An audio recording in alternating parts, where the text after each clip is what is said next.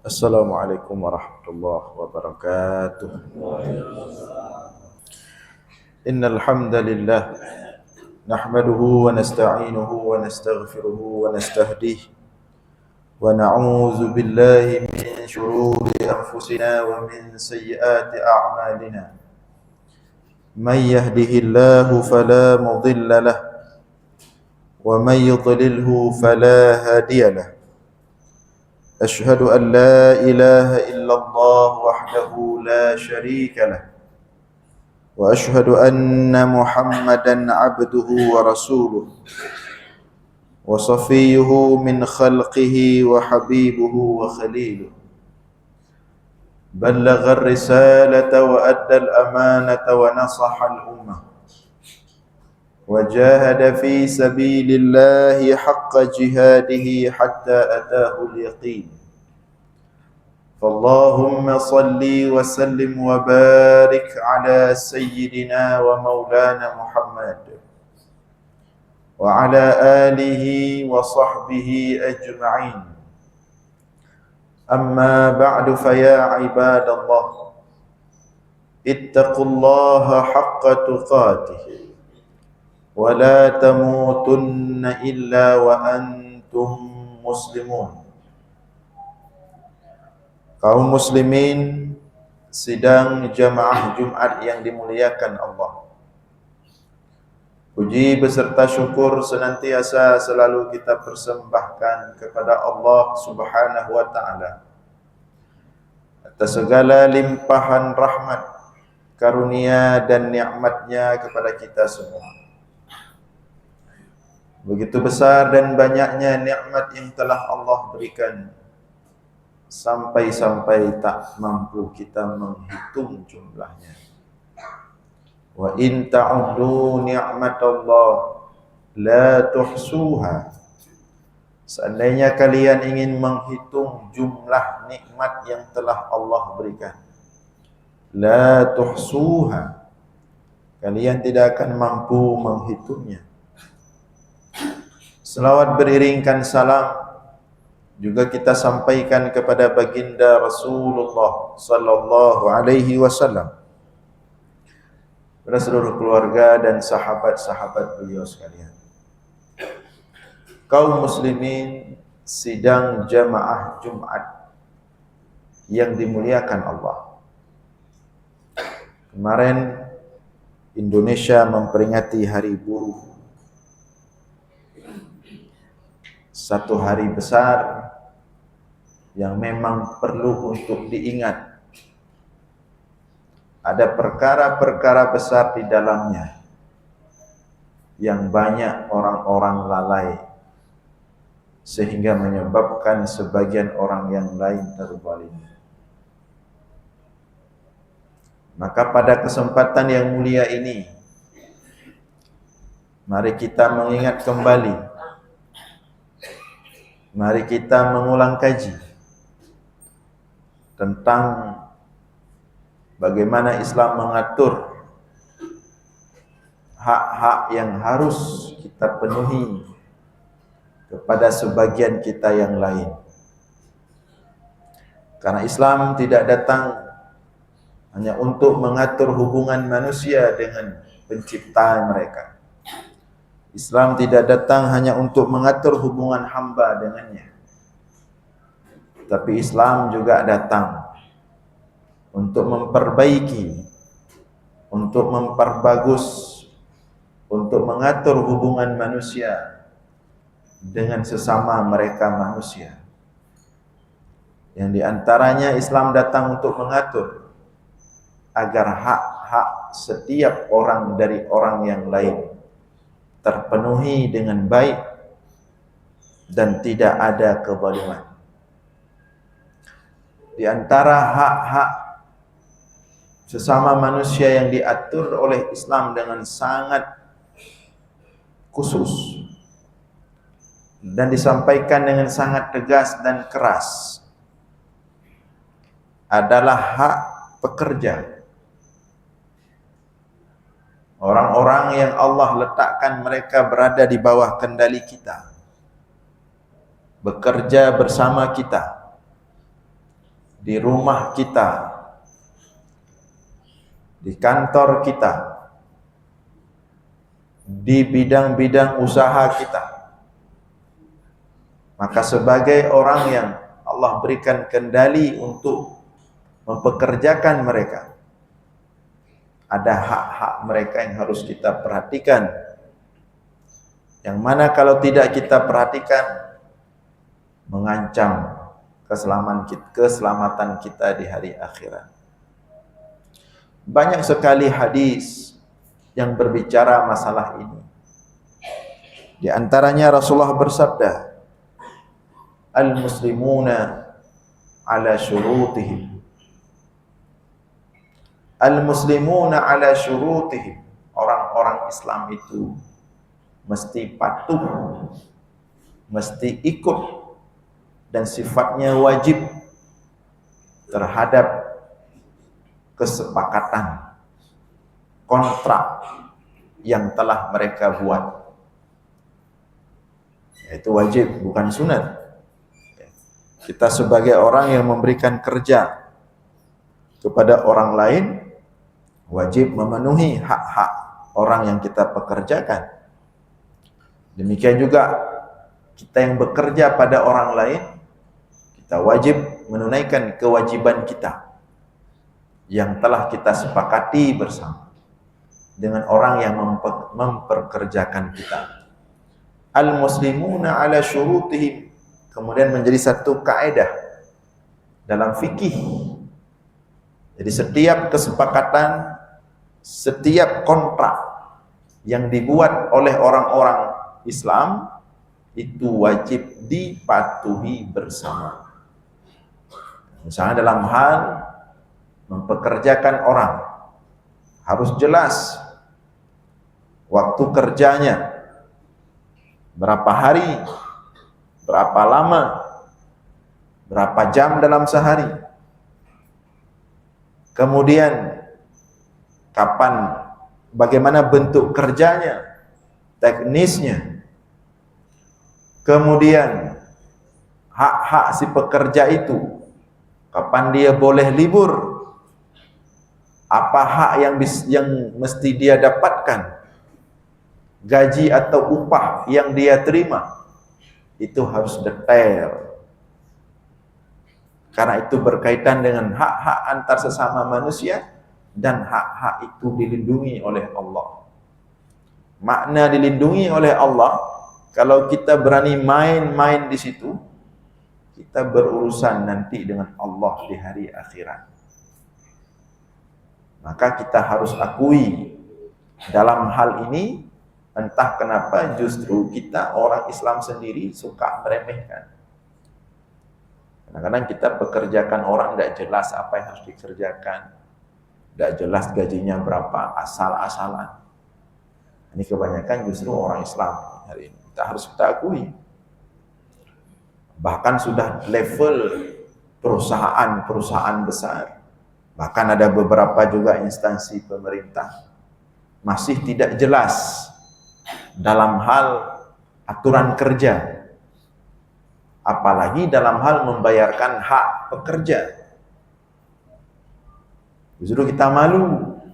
Kita lihat bagaimana orang-orang di sana, orang-orang barat hari ini, aturan kerja, kontrak kerja, upah pekerja, itu sangat detail dibahas, sangat dalam.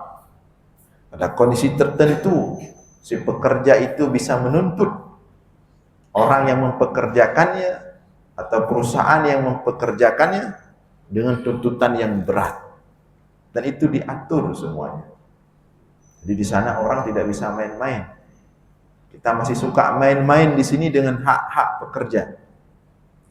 Rasulullah mengatakan dalam hadis yang lain yang diriwayatkan Ibnu Majah, "A'tu al-ajir ajrahu qabla ayajiffa 'araquhu."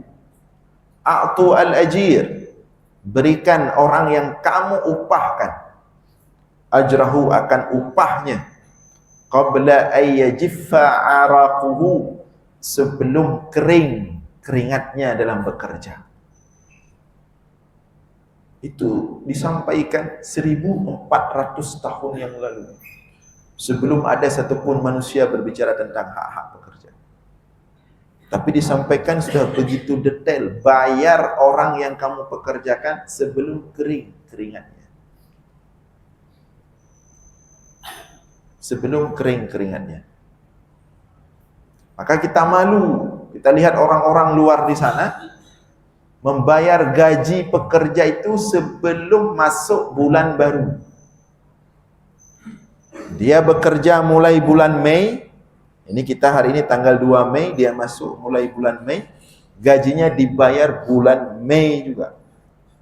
Itu makna sebelum kering keringatnya. Jadi mereka itu orang di sana bayar gaji itu akhir bulan. Ya. Jadi jangan dia kerja bulan April, gajinya baru dibayar bulan Mei. Itu udah keringat baru. Udah 2 hari keringat bulan April, dan masuk keringat bulan Mei. Islam mengatur orang kerja bulan April, bayarnya bulan April. Masuk bulan Mei, bayarnya bulan Mei. Ini masuk bulan April, bayarnya bulan Mei. Ada di tempat kita, gaji orang itu dibayar 2 bulan lewat sudah, 3 bulan lewat sudah. Bahkan yang sangat disayangkan, yang mempraktekkan itu bukan hanya swasta. Pemerintah juga melakukan itu. Masih banyak pegawai-pegawai yang gajinya itu 3 bulan sekali. Ada yang 6 bulan sekali. Ini bagaimana kita mau berhadapan dengan Allah nanti di hari akhirat? Seharusnya jadi pelajaran waktu dulu NGO itu masuk ke Aceh. Bagaimana dulu NGO masuk ke Aceh? Kenapa waktu NGO masuk ke Aceh itu banyak orang-orang lari ke NGO semua? Bahkan dia pegawai negeri pun lari. Lebih enak kerja sama orang NGO itu. Makin NGO non-muslim makin semangat kerja di situ. Kenapa? Karena orang jelas, hak-hak orang itu jelas. Mereka memberikan kita pelajaran bagaimana cara menggaji manusia, menghormati manusia. Tanggal 27 sudah masuk gaji. Ya. Jadi belum kering keringat bulan April kerja sudah dibayar gaji. Masuk bulan Mei. Nah, itu diantara pesan Rasulullah. Sampai segitu detailnya dalam membayar upah. Bagi orang-orang yang suka menahan-nahan upah. Ini ada tipe ni, sebagian orang dia punya seperti menikmati dia. Memperlambat-lambat upah orang.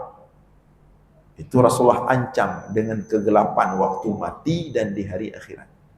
Rasulullah mengatakan dalam hadis yang diriwayatkan Imam Al-Bukhari dan Muslim dalam sahih keduanya, matlul ghani dhulmun.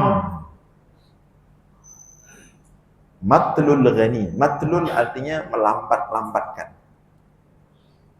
Al-ghani dia mampu kasih sesuai kontrak tepat waktu, tapi dilambat-lambatkan. Apakah itu tujuannya mungkin perusahaan besar gajinya sengaja dilambatkan untuk dideposito dulu biar dapat persen juga di situ, atau memang itu sifat pribadi, ada orang punya sifat seperti itu, menikmati ketika melambat-lambat hak orang, galak tun hak kok. Orang sudah selesai kerjaannya, sudah beres, datang minta besok, datang besok karata lusa aja dia menikmati dia pikir pekerja itu budak dia. Kita setingkat ya, kita semua pekerja, kita hidup di dunia ini semua pekerja. Dalam hal makan dan minum kita semua sama dengan makhluk yang lain, sama-sama cari uang untuk dapat makan dan minum, sama semua dengan makhluk yang lain, sama. Beda kita bukan di situ. Beda kita kita dalam menghambakan diri kepada Allah. Yang lain sama semua. Jadi orang yang bekerja pada kita, dia mencari uang untuk makan dan minum, kasih untuk keluarga, sama seperti kita juga. Di mana kita kerja, di kantor mana, sama, cari makan juga. Cuman saja nama jabatan yang berbeda, ya, pakaian yang berbeda, hakikatnya sama, kita semua cari makan. Kita makhluk Allah diciptakan di dunia ini butuh makan dan minum, kita cari itu. Jadi kenapa kita suka orang butuh, itu kita tahan besok, lusa, minggu depan. Untuk apa buru-buru sekali?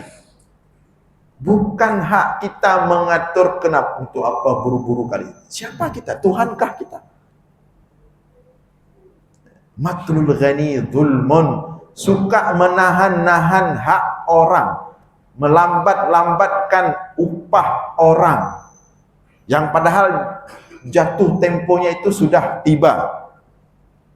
Zulmun, kata Rasul, itu adalah salah satu kezaliman besar. Dan kezaliman seperti itu Rasulullah katakan dalam hadis yang lain, az-zulmu dzulumatu yaumal qiyamah.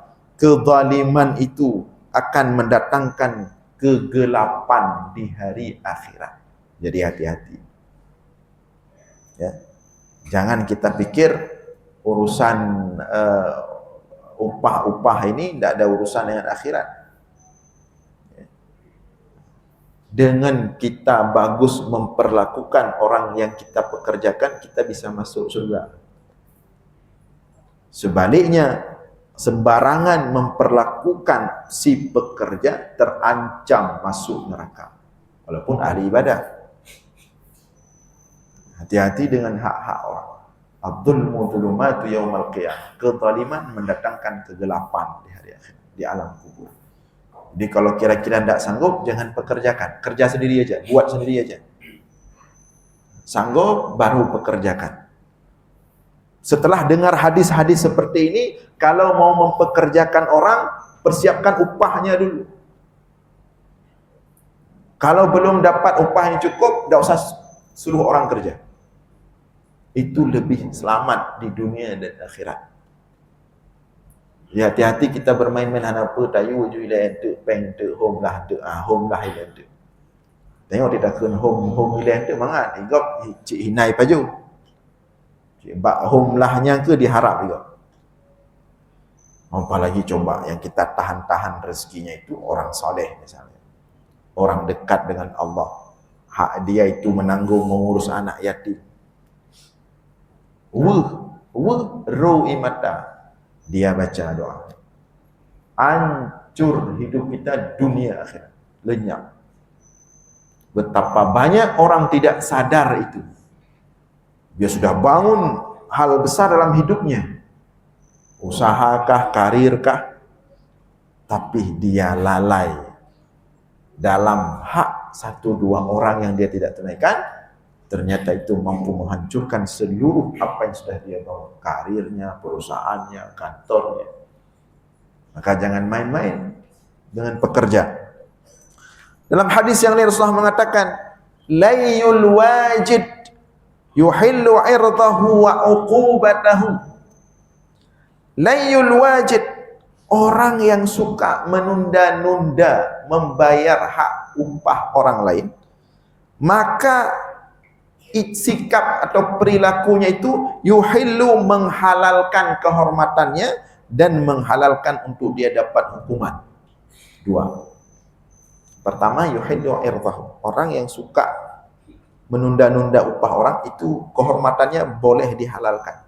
Apa makna boleh dihalalkan? Kita enggak dosa kalau kita ribahi dia dalam hal itu. Maksudnya begini, kita udah kerja di tempat dia, tapi dia tidak sesuai janji, hak kita tidak dibayar, dilambat-lambatkan. Kita boleh cerita, satu kampung boleh cerita, tidak dosa. Itu makna yuhillu irdahu, halal kehormatannya. Kita cerita, kamu jangan kerja sama bapak itu, bahaya. Capek kita kerja, panting tulang, begitu tiba waktu bergaji dia nggak bayar. Satu kampung kita sampaikan boleh, dihalalkan dalam Islam. Karena orang-orang model seperti ini bahaya. Ya. Yuhillu irdahu, dihalalkan untuk kehormatannya, boleh disampaikan dalam hal itu, tapi dalam hal dia suka menunda-nunda membayarkan upah pekerja. Misalnya apakah itu personal atau perusahaan, sama juga. Ada perusahaan yang suka menunda-nunda, memperlambat gaji, boleh kita sampaikan, buat status, dibolehkan dalam agama, biar tidak memakan korban yang lain. Bahkan kalau ada pemerintah daerah seperti itu, boleh diviralkan. Apalagi sekarang kita sudah punya undang-undang. Ini kadang-kadang pemerintah pun sudah buat UMR tidak sesuai.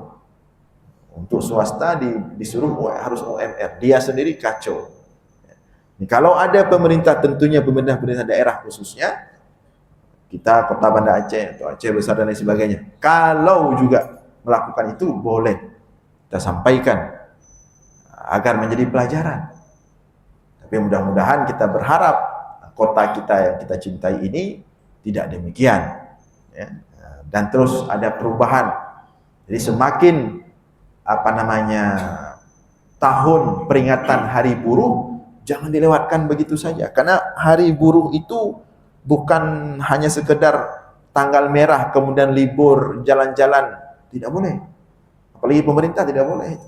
Hari Buruh harus jadi pelajaran besar bagi pemerintah dalam mengevaluasi cara hak-hak pekerja itu ditunaikan, harus menjadi pelajaran besar. Harus berpikir keras. Setiap kepala daerah, pemimpin harus punya pernyataan itu. Setiap Hari Buruh itu harus hari besar, itu hak orang, itu keringat orang. Bisa masalah kita di hari akhirat kalau keringat orang bermasalah. Tidak sesuai. Jadi layul wajid yuhillu irdahu wa uqubatahu. Orang yang suka menunda-nunda membayarkan hak orang, upah orang, dihalalkan kehormatannya, wa uqubatahu, dan dihalalkan untuk dihukum. Boleh dihukum, tapi dalam hal menghukum ini tidak boleh sembarangan. Ini kita serahkan, kita sudah punya undang-undang. Nah, jadi kalau ada perusahaan-perusahaan atau secara personal mempekerjakan kita, kemudian hak-hak kita tidak dibayarkan sesuai dengan kesepakatan di awal atau kontrak, kita boleh melapor. Sudah ada undang-undang, sudah ada aturan, dan si yang mempekerjakan tersebut bisa ditindak. Kaum muslimin sidang jamaah Jumat yang dimuliakan oleh Allah, maka setidaknya melalui hadis-hadis yang kita bacakan tadi dan masih banyak yang lain, siapapun kita yang mempekerjakan orang, perhatikan baik-baik hak-hak mereka.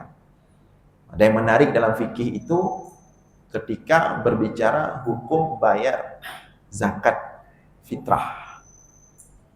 Dalam fikih disebutkan ketika seorang muslim bekerja di tempat non-muslim. Seperti misalnya sekarang di Penayung, sebagian saudara kita kerja di saudara kita yang Cina misalnya, yang non-muslim. Itu wajib bagi si pemilik usaha, walaupun dia non-muslim, membayarkan zakat fitrah orang yang dia pekerjakan yang muslim. Sampai ke situ diatur.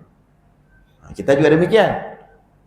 Kita yang bayar zakat fitrah misalnya, di rumah kita ada orang kerja, apa pembantu atau apalah, kita harus bayar zakat fitrah mereka.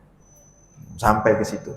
Dan ada hal-hal lain dalam fikih dibahas masalah ini, mudah-mudahan bisa menjadi pengingat, yang bisa menjadi pelajaran dan bermanfaat untuk kita semua. Aqulu qawli hadza wastaghfirullah li wa lakum. Barakallahu li wa lakum fil Qur'anil azim wa nafa'ani wa iyyakum bima fihi minal ayati wa dzikril hakim wa taqabbala minni wa minkum tilawatahu innahu huwas sami'ul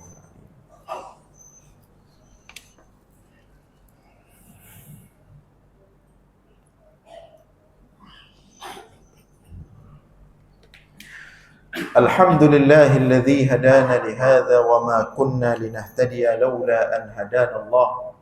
Asyhadu an la ilaha illallah wahdahu la syarika lah wa asyhadu anna Muhammadan abduhu wa rasuluh. اللهم صل على سيدنا محمد وعلى آله وصحبه أجمعين. أما بعد فيا عباد الله، أوصيكم ونفسي المذنبة بتقوى الله، فقد فاز المتقون. يا أيها الذين آمنوا اتقوا الله حق تقاته ولا تموتن إلا وأنتم مسلمون. قال الله تعالى في القرآن الكريم: أعوذ بالله من الشيطان الرجيم، بسم الله الرحمن الرحيم. قل هو الله أحد الله الصمد لم يلد ولم يولد ولم يكن له كفوا أحد. اللهم اغفر للمسلمين والمسلمات والمؤمنين والمؤمنات الأحياء منهم والأموات برحمتك يا أرحم الراحمين. اللهم أعز الإسلام والمسلمين وأهلك الكفرة والمشركين.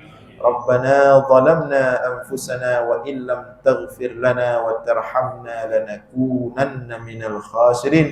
ربنا آتنا في الدنيا حسنة وفي الآخرة حسنة وقنا عذاب النار. ولذكر الله أكبر والله يعلم ما تصنعون. وأقم الصلاة.